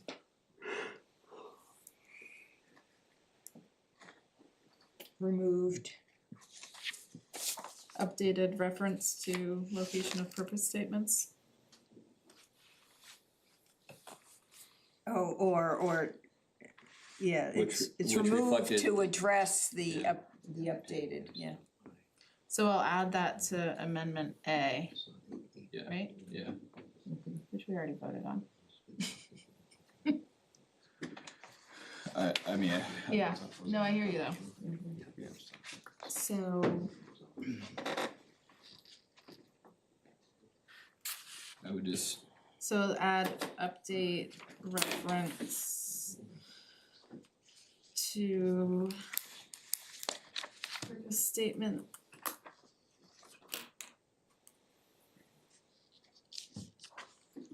Location. Is that, yeah, and so that's gonna be in 10.02 B. B and 10.03 B, and I'm guessing 10.01 B too. I'll double check. Alright, so we'll throw Yes. that on the list for next time too. It looks like 10.02 B and 10.03 B, but I don't see it on the. Was it not in 10? I'm not saying Yeah, I don't it's see not, ten but I point oh don't- three. No, it is in 10.01 B too. Oh, 10.03 geography protection district, right, It's all of them. right, right. Alright, and then next we have. Alright, I is to amend section 11.04. I added subsection H called adaptive reuse. And it's related to repurposing existing buildings for residential use. And that language is very close from there, closely mirrors the RSA very closely. Do we wanna have it open, H, and then make a motion for that? Oh yeah, did Sure. we not do that yet? Yeah, so we'll open H up to the public, which is to amend section 11.04 to add subsection H, adaptive reuse. We're on H. Oh, H, I'm sorry. Sorry, I skipped ahead. It's alright. Alright, to amend 10.03 to update the current edition of the New Hampshire Stormwater Manual. I mean, that's. Yeah, we're gonna- Okay. Sounds good.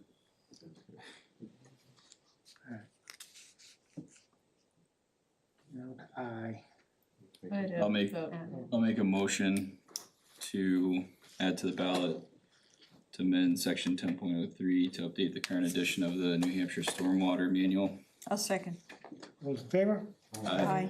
Opposed? Now Right, so this is just aligning our zoning with the state. Exactly. Right, this is the public hearing. On I. Alright, now we're getting the I part here, which is the adaptive reuse related to repurposing existing buildings for residential use. Again, this is a part of the state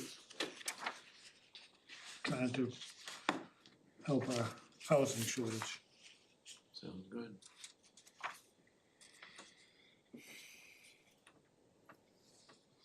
So, All right, I'll make a motion to add to the ballot, to amend section 11.04 to add subsection H, adaptive reuse related to repurposing existing buildings for residential use. I'll second. that's Sandy. Okay, I'll second. Sandy? Sandy's got it. Perfect. All in favor? Aye. Opposed? Alright, so we have a couple more to consider for next month that we wanna introduce. We won't have public hearings for them tonight, but these guys would like to share something. Alright, Thanks. come on up to the comfortable seat. Did you put this in that packet that I emailed? Yes. I have copies too, if you didn't have it. It's, the 14.05 duration of permits and approvals. So, earlier this year, I helped, Jeff, with a gravel pit permit, on Gordon Road. And, after the approval, we found out that there's this section in the ordinance that talks, about, expiration of permits. And in there, the first line reads, with the exception of approvals for excavation. So it accepts approvals for excavation, but then goes on to say, for which the planning board may specify a date upon which the expiration expires. Love that. That's negative, but not to exceed 2 years. So essentially what Carrie has interpreted that perfectly logically, that the permit expires in 2 years. So you go, so the regulations that the town have adopted, and then I also included in this page, there references two sections, 7.14, so I included that, just whenever a regulation references a regulations, it's nice to have it right next to it, so I did that in 155E8. So, and then it goes on to talk about special exceptions, conditional use permits, variances, expire 2 years for cause, and then it lists the cause on which they would expire. So, interestingly, so technically, site plan approvals and conditional use permits can't expire without cause. So they're forever. Once you guys approve a site plan, it's approved forever, unless there's a cause for it to be revoked, but it really can't expire. So, but 155E8 does provide that the planning board can, or the regulatory authority, which in Bo is planning board for 155E, can specify an expiration date. So in Bo, there's three parts to an excavation permit. You need a conditional use permit, you need a site plan approval, and you need 155E approval in Bo to get an excavation permit. The conditional use permit and the site plan technically can't expire without cause, but because of 155E8, the 155E permit can expire at a date specified by the board. So the 2 year thing is one, there's no real explanation. What do you do? Okay, your permit just expired. And first, just from a practical standpoint, so in today's world, a gravel pit is a business. You buy a piece of land, there's sand, gravel, or earth materials on it. You get a permit to mine and sell those, and you open a business. In this particular case, Russell Jeffers was the operator of the pit. He bought a loader, hired a full-time truck driver, bought a screen, made some pretty decent investments in it. And his permit expires in 2 years. It sort of doesn't line up. That's, I just went into business. Oh, my my permission to do this just expired. So 2 years is really quick. 2 years is an extremely short period of time. And this has come up in other communities too. Recently in Bosco, and I had a pit, and they had a 3 year. Theirs is a renewal. They don't really call it an expiration. You have to renew the permit. So and they have a process for it, where you just go back to the planning board, you request a hearing. At 3 years, this is the way it was. At 3 years, you request a hearing, you go back, and they like to have plans of where the pit is now and things like that they can look at. And then they just grant a continuance of the permit. So we went to them as well because, so what happens is most pits, not every single pit, but any pit that's bigger than 2 acres, so most pits have to have an alteration of terrain permit. The alteration of terrain permit, and I included ours in the paperwork, they all have a requirement for a progress report to the state for, and this is specific to excavations. Every 5 years, you have to do an as-built, an existing condition survey of the quarry or gravel pit, and detail all of the violations that you might have to the permit, how you rectified them, and submit them to DES to demonstrate that you're meeting the conditions of the alteration of terrain permit, which is that you're not degrading the water quality of surface waters. So that's once every 5 years.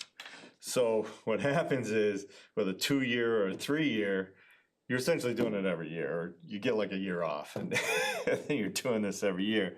And it's very expensive. It's like, even for a small pit. So the permit for that Gordon Road, cost between $20,000 and $30,000 to get the permit in place for that pit. It's not really clear about what is required, and Carrie's not totally sure either. Do we just in 2 years when the permit expires, do we resubmit the exact same permit, exact same set of plans? You just approved them 2 years before, so could we just get them reapproved? It wasn't really clear. So what happened in Boscawen was they changed their rule and they aligned the renewal period with the AOT permit.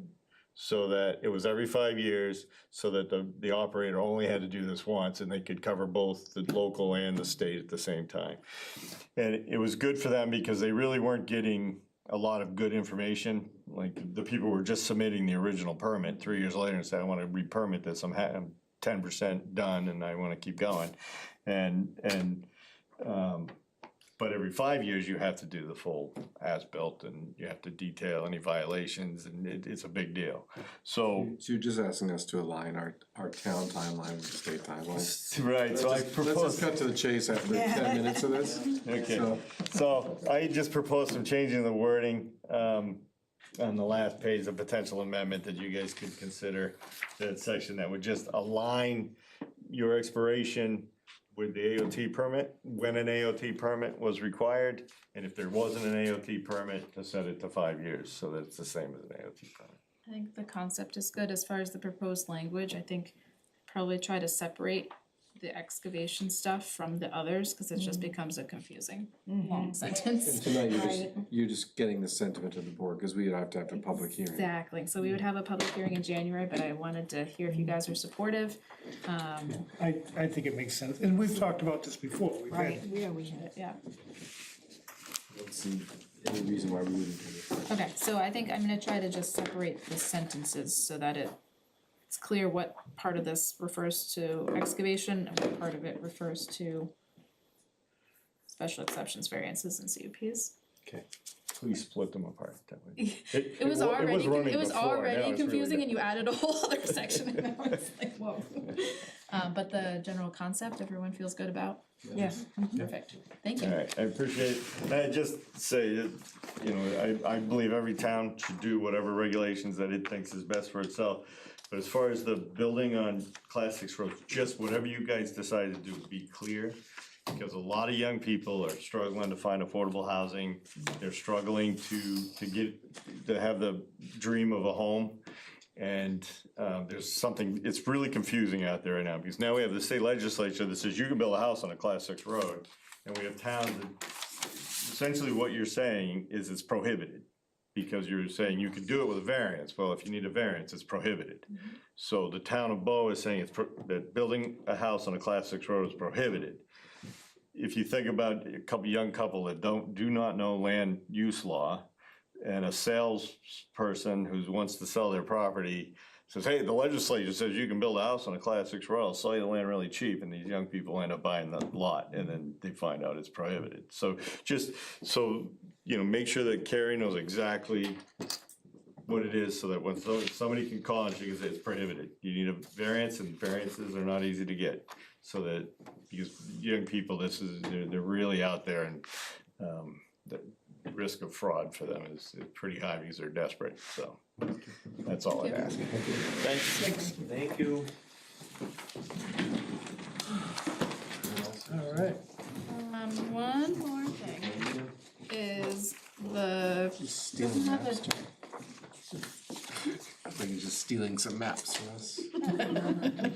It doesn't have a title on it, but this page that has a bunch of arsenic, radon, uranium, scary words. It has potable water definition. Yeah, so last year, Scott Tenney, the building inspector at the time, came to us and we had to take a bunch of things that were local amendments to the building code. We had to take them out of our zoning ordinance because the building code review board at the state level said they were not enforceable. So we took them out of our zoning ordinance.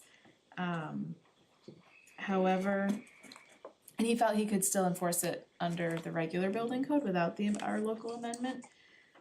Since that time, I think more towns have looked into this and our new building inspector has a different perspective on it.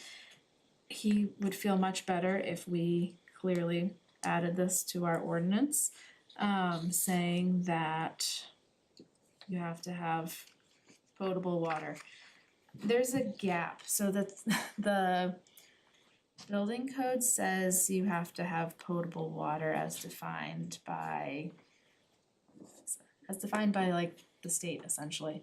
The state of New Hampshire has a list of recommendations but no requirements.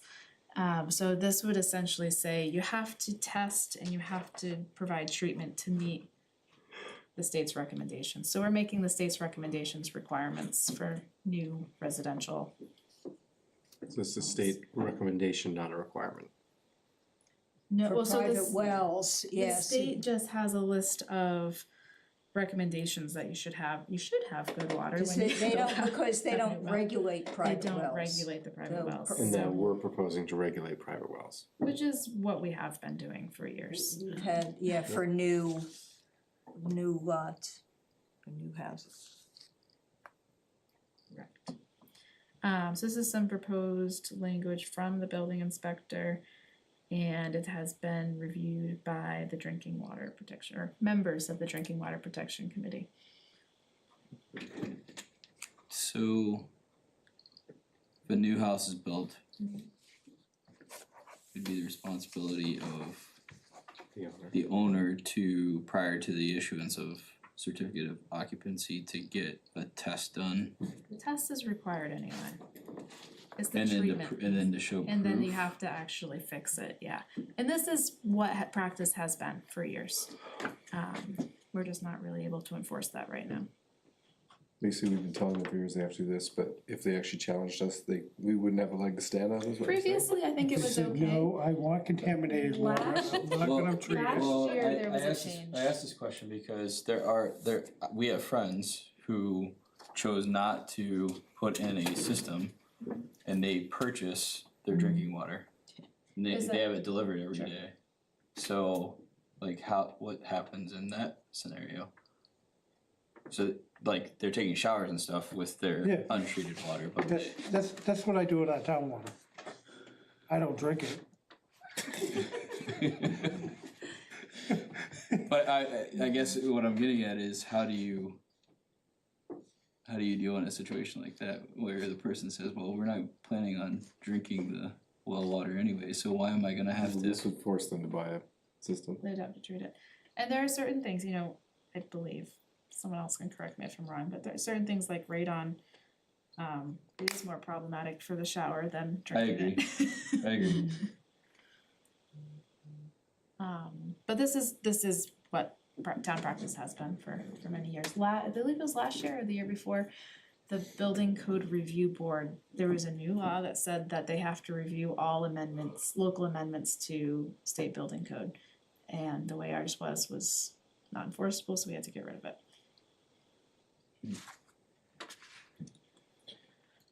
So where would this go? That is part of the question, I believe. We landed on Article 7? Is that where we- And then That was the hardest part, I was trying to figure out where to put it. this would really just go to new construction. Exactly. Yeah, it really And protects the buyer. that is the other thing, Protects is the that, buyer. the builder builds a house and someone buys it and And they they don't should know. have a reasonable expectation that it's coming with Yes. drinkable water.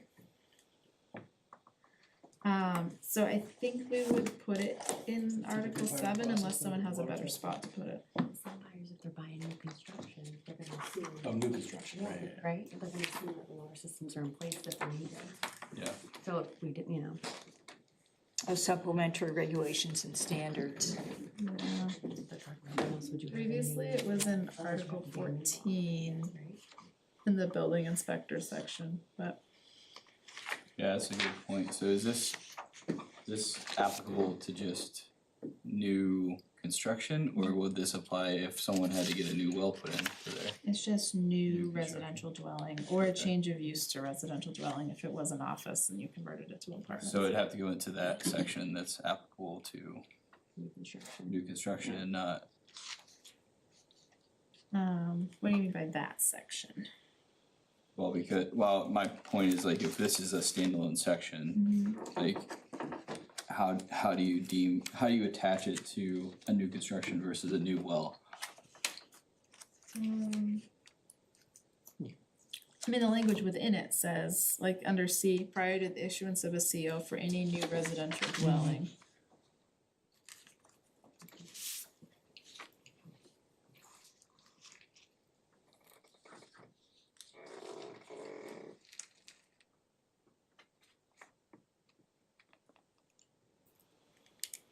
Oh, there. The first purpose doesn't make it clear.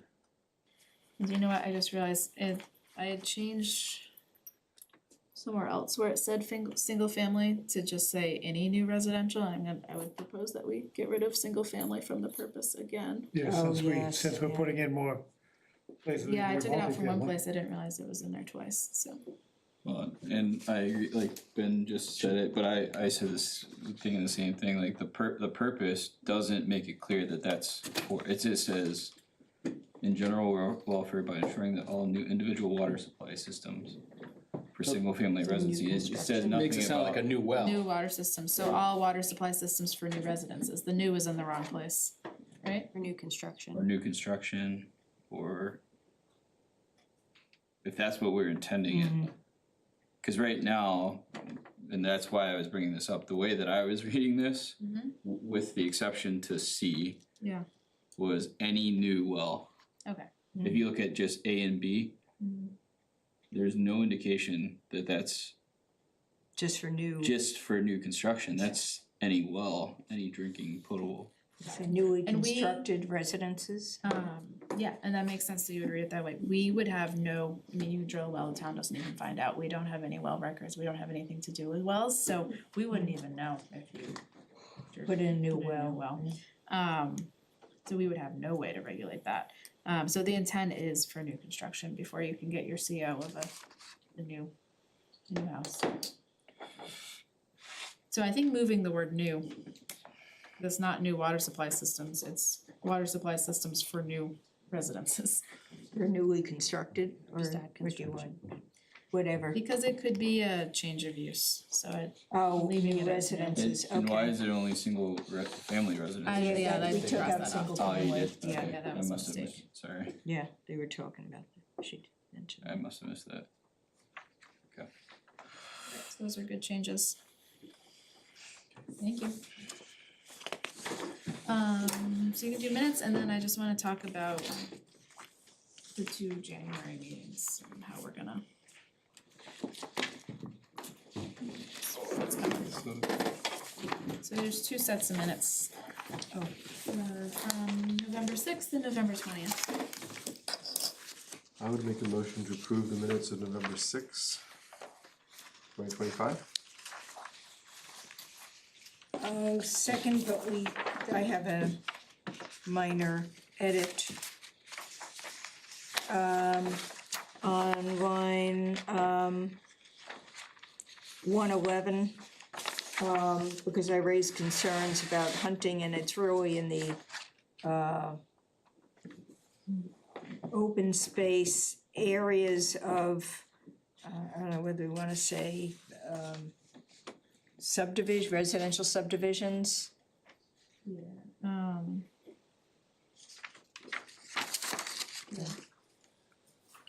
Yeah, open spaces near residential dwellings sounds very generic. Right. But in open space subdivisions, Right, I know, I was like, are we gonna repeat open space subdivisions? I mean, to say about hunting in open space subdivisions. sure, As amended. You gonna second that? So, we'll send you the second, so. All in favor? Aye. Opposed? I will abstain from the next one since I wasn't there.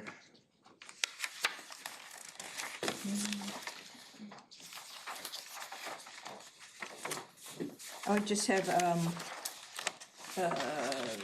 minor edit there, and just, on page 159, line 159. Thank goodness. I didn't type 150. Yes, I missed the doozy of a meeting. For Green Snow Pro, those letters are all capitalized. And then Snow Pro is actually put together as sort of one word. 'Cause it's a Shooter's insane. specific program. Really? I think he killed himself. And I think that's it for me. I'll make a motion to approve minutes from 11:20 As amended. as amended, sorry. I'll second. All in favor? Aye. I'm not voting, I'm not voting. So I did. One abstention. Right? Opposed? None? And one abstention. Alright, so January, we have 2 meetings scheduled on the 8th and 22nd. For the 22nd, which would be the regular meeting, so far we don't have any new applications, nothing was continued from tonight. We do have a rehearing for the Wetzel subdivision coming back from the Housing Appeals Board. So that will likely take some time.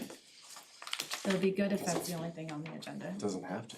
The, I may not be here. the deadline, I might not be here. No, honestly, not because of that. So you're saying that's the 22nd? The 22nd. The deadline for submissions is next week. I don't expect to get anything in the next week. So Jan 8 will be more of the, So that's up to you, if you wanna try to combine, so we have to wrap up the zoning amendments. If we want to do that separately on the 8th, we can, or we can combine it on the 22nd, but it's hard to say. I would Yeah. suggest we do the zoning on the 8th. we keep both, we'll keep that one relatively short, and then the 22nd we do what we need to do. Perfect. Which is great because I wasn't gonna be able to attend it on the 15th. Alright, so we'll see you on Yes. the 8th and the 22nd. Went to the 2nd and 4th, so it says Friday, Thursday. Is that it? All from me. I'll make a motion to adjourn. I'll second. All in favor? Aye. Aye.